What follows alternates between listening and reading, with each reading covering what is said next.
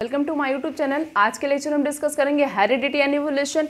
Heredity and evolution में इसके पहले हमने दो पूरे लेक्चर कंप्लीट किए। दोनों लेक्चर में पहले लेक्चर में हमने इंट्रोडक्शन के बारे में डिस्कस किया था, दूसरे लेक्चर में हमने मोनो हाइब्रिड और डाई हाइब्रिड क्रॉस के बारे में डिस्कस किया था। आज के लेक्चर में हम पूरे चैप्टर को कंप्लीट करेंगे। हमारा 2-3 पेज बचा है, उससे ज़्यादा नहीं बचा है। हम इसमें एक्वायर्ड और इनहेरिटेड ट्रेड के बारे में डिस्कस करेंगे और एवोल्यूशन के बारे में डिस्कस करेंगे। एवोल्यूशन के कौन कौन से एविडेंस मिले थे जिससे ये आइडेंटिफाई किया गया था कि किस तरीके से एवोल्यूशन हुआ है। सबसे पहले हम बात करते हैं एक्वायर्ड और इनहेरिटेड ट्रेड की। पहले देखते हैं कि एक्वायर्ड ट्रेड क्या होता है। अ trade off an organism which is not inherited but develop in response of the environmental is called acquired trade.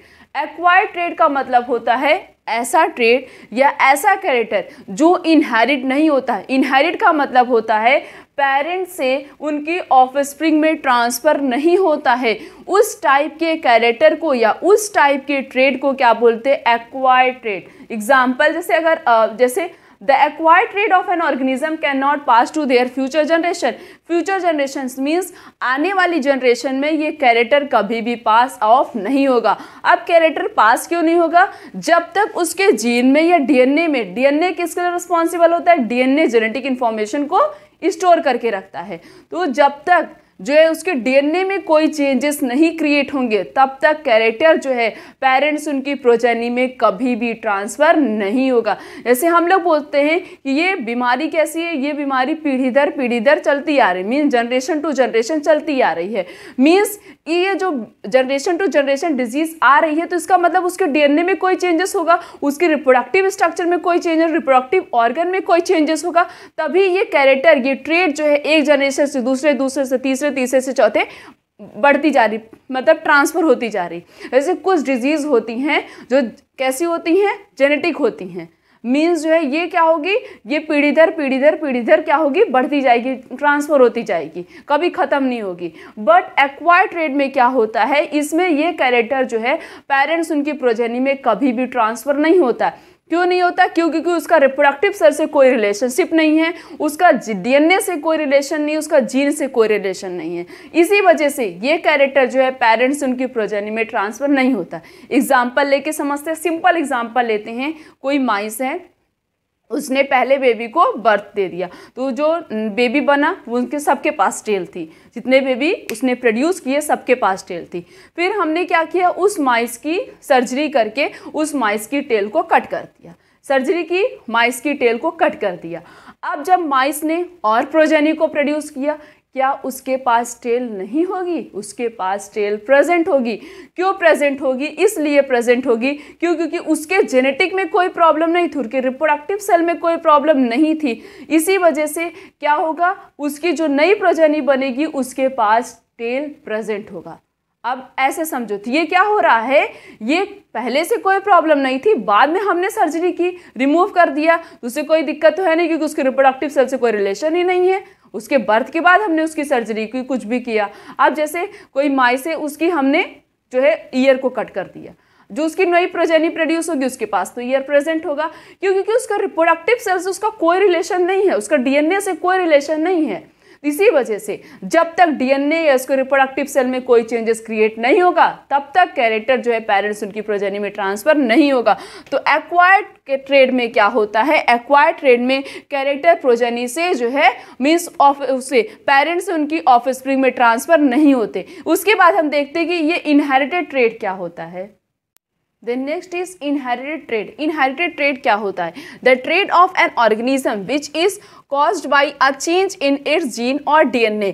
ऐसा ट्रेड या ऐसा कैरेक्टर जो पेरेंट्स उनकी ऑफस्प्रिंग में ट्रांसफ़र होता है और उसके डीएनए या जीन में कोई चेंजेस होंगे तभी वो कैरेक्टर जो है पेरेंट्स से उनकी ऑफस्प्रिंग में ट्रांसफ़र होगा। उस टाइप के कैरेक्टर को हम क्या बोलते हैं? Inherited trade. जैसे ऐसा ट्रेड सिंपली टर्म में बोल सकते हैं, ऐसा कैरेक्टर या ऐसा ट्रेड जो हम रिसीव करते, किससे रिसीव करते? अपने पेरेंट्स से रिसीव करते हैं, उसे हम क्या बोलते हैं? उसे हम कहते हैं इनहेरिटेड ट्रेड। एग्जाम्पल में जैसे हेयर का कलर, ठीक है, किसी का ब्राउन होता है, किसी का कैसा होता है, किसी का जो है ब्लैक होता है, कि किसी का ब्राउन किसी का ब्लैक। आई कलर अलग अलग आई कलर होते हैं, ब्लैक, ब्राउन, ब्लू, बहुत सारे कलर होते हैं आइस के। और भी बहुत सारे ऐसे कैरेक्टर होते हैं, जैसे दो बच्चे बॉर्न हुए, पैदा हुए, ठीक है, तो हम उसमें मैचिंग कराते हैं, देखते हैं कि कौन से कैरेक्टर उसने कितना वो फादर से मैच कर रहा है, कितना वो अपनी मदर से मैच कर रहा है, तो हम क्या करते हैं, मैचिंग कराते हैं।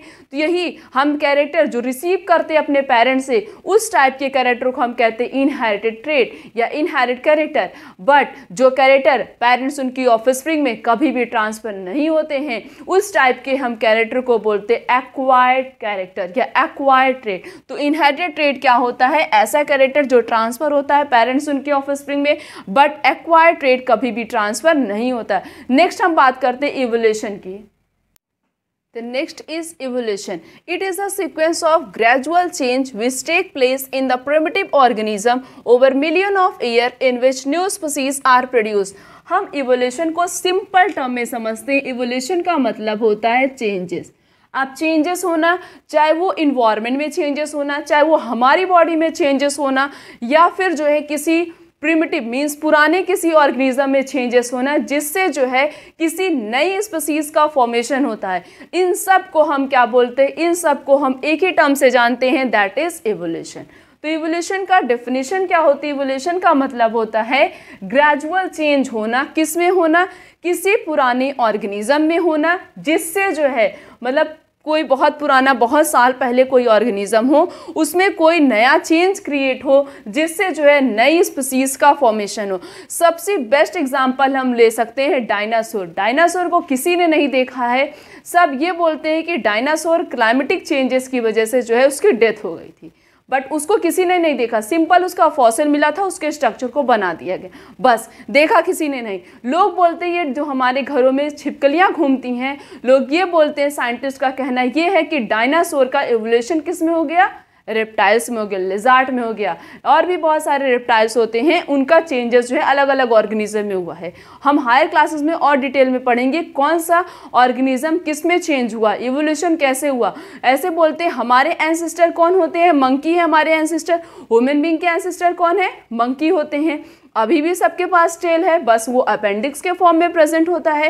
तो इस तरीके से डायनासोर का चेंज, डायनासोर किस में कन्वर्ट हो गया, लिजार्ड में कन्वर्ट हो गया। तो क्या हुआ, इवोल्यूशन ही तो हुआ, चेंजेस ही तो हुए। जो बहुत पुराना साल पुराना ऑर्गेनिज्म था, उसके अंदर चेंजेस क्रिएट हुए, जिससे क्या हुआ, नई स्पीसीज का, नए ऑर्गेनिज्म का फॉर्मेशन हुआ।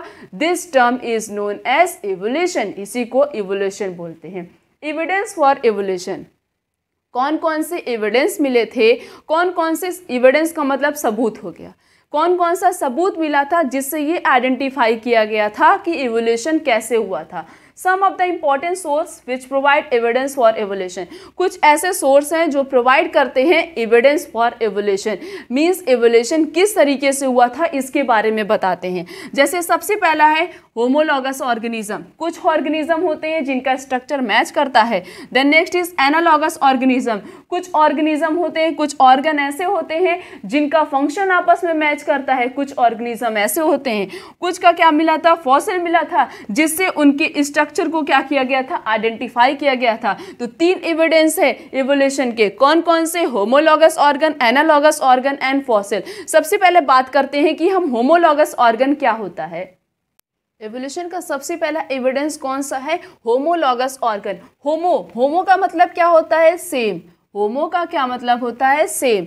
अब और क्या है दूसरा, एनालॉगस ऑर्गन। एना का मतलब होता है डिफरेंट, होमो का मतलब क्या होता है, सेम। एनालॉगस का मतलब होता है डिफरेंट। होमोलॉगस ऑर्गन क्या होते हैं, those organ which have a same basic structure, ऐसा ऑर्गन जिनका बेसिक स्ट्रक्चर मीन्स उनका स्ट्रक्चर क्या होगा, सेम होगा, बट डिफरेंट फंक्शन।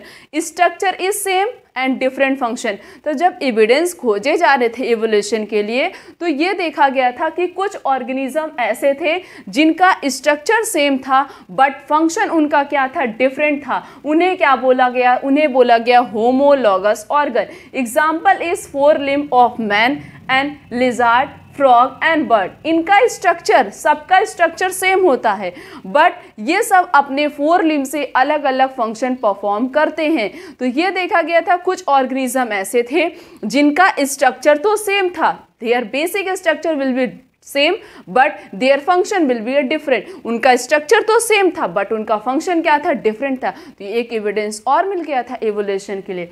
देन दूसरा एविडेंस क्या था इवोल्यूशन के लिए, एनालॉगस ऑर्गन। एना का मतलब क्या हो गया, डिफरेंट हो गया। Those organ which have different basic structure, यहाँ पे स्ट्रक्चर डिफरेंट होगा, वहां पे structure same, structure different but similar appearances and perform similar function, but function क्या होगा, सेम परफॉर्म करेंगे।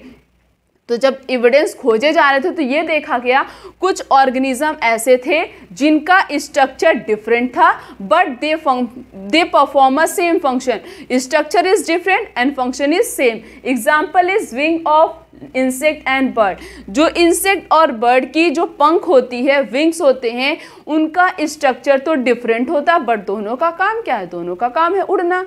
दोनों क्या करेंगे, अपने विंग से कौन सा फंक्शन परफॉर्म करेंगे, फ्लाइंग का काम करेंगे, उड़ने का काम करेंगे। तो होमोलॉगस में क्या होता है, होमोलॉगस में सेम स्ट्रक्चर होता है but function is different, and analogous में क्या होता है, डिफरेंट स्ट्रक्चर एंड फंक्शन क्या होता है, दोनों का सेम होता है। नेक्स्ट हमारा एविडेंस है फॉसिल। देन नेक्स्ट एविडेंस क्या है, फॉसिल है।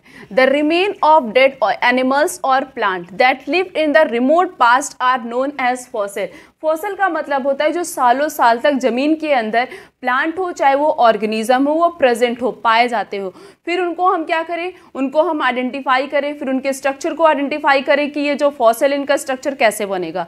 तो यही जो अर्थ क्रस्ट के अंदर, जमीन के अंदर पाए जाते, सेडिमेंट के अंदर पाए जाते, उन्हें क्या बोलते हैं, उन्हें बोलते हैं फॉसिल। तो जैसे फॉसिल मिला था, फॉसिल ऑफ बर्ड, बर्ड का फॉसिल क्या था, आर्क्योपिट्रिक्स, एक प्रकार का बर्ड है। बट इसके जो कुछ कैरेक्टर थे ये मैच किससे कर रहे थे, रेप्टाइल से मैच कर रहे थे। तो ये बोला जाता है ये जो बर्ड है ये चेंज किस में हो गया, रेप्टाइल में चेंज हो गया। तो ये क्या हुआ, एवोल्यूशन ही तो हुआ, बर्ड का चेंज किस में हो गया, रेप्टाइल में हो गया।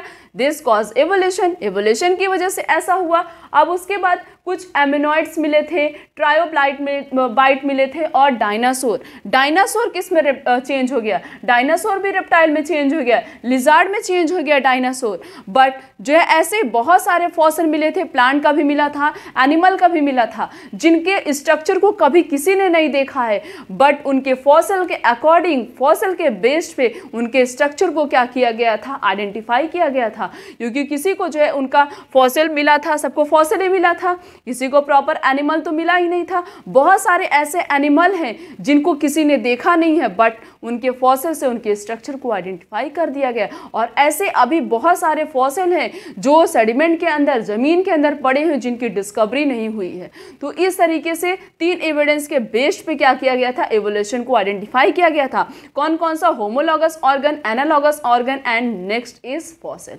देन नेक्स्ट हम बात करते हैं डार्विन थ्योरी ऑफ एवोल्यूशन। अब एवोल्यूशन के बारे में डार्विन का क्या कहना था, क्योंकि डार्विन एक ऐसे साइंटिस्ट है जिन्होंने बहुत ज़्यादा एक्सपेरिमेंट किया था एवोल्यूशन पे। सबसे ज़्यादा रोल डार्विन का ही था एवोल्यूशन के ऊपर। चार्ल्स रॉबर्ट डार्विन इनका पूरा नाम है, give the theory of evolution. उन्होंने एवोल्यूशन की थ्योरी दी थी अपनी एक फेमस बुक में। सब लोग पूछते हैं कि डार्विन की फेमस बुक कौन सी है, तो डार्विन की फेमस बुक थी the origin of species. Species की ओरिजिन कहाँ से हुई है, ये डार्विन की फेमस बुक थी। The theory of evolution proposed by Darwin is known as the theory of natural selection। जहाँ भी नेचुरल सिलेक्शन के बारे में बात की जा रही है समझ लो वहाँ पे डार्विन के बारे में बात की जा रही। क्यों, क्योंकि नेचुरल सिलेक्शन के बारे में डार्विन ने ही बताया था। डार्विन ने ये बताया था कि जो स्पीसीज होती हैं, चाहे वो प्लांट हो चाहे वो एनिमल हो। पहली बात तो प्लांट और एनिमल, इनकी जो थ्योरी थी वो प्लांट और एनिमल दोनों के ऊपर बेस्ड होती है। इन्होंने ये बताया था कि जो स्पीसीज होती हैं जितना अच्छा इन्हें इन्वायरमेंट प्रोवाइड करेंगे, स्पीसीज उतने ही अच्छे से उस इन्वायरमेंट पे सर्वाइव करेंगी और उतना ही ज़्यादा अच्छे से रिप्रोडक्शन करेंगी। जब स्पीसीज के अंदर प्रॉपर रिप्रोडक्शन होगा तभी स्पीसीज प्रॉपरली सर्वाइव कर पाएंगी। तो नेचुरल सिलेक्शन का यही कहना था कि डार्विन ने ये कहा था जो स्पीसीज होती हैं वो नेचर्स के ऊपर डिपेंडेंट होती हैं, नेचर जितना अच्छा होगा स्पीसीज उतने ही अच्छे से सर्वाइव करेंगी। और इनकी बुक का क्या नाम था, इनकी एक फेमस बुक थी, उसका नाम था द ओरिजिन ऑफ स्पीसीज। और इन्होंने जो थ्योरी दी थी उस थ्योरी का नाम क्या है, नेचुरल सिलेक्शन। इवोल्यूशन के बारे में किसने बताया था, डार्विन ने बताया था। हमने इस पूरे लेक्चर को जो है, इस पूरे चैप्टर को 3 लेक्चर में कंप्लीट कर लिया है। आज का लेक्चर यहीं तक। Thank you so much.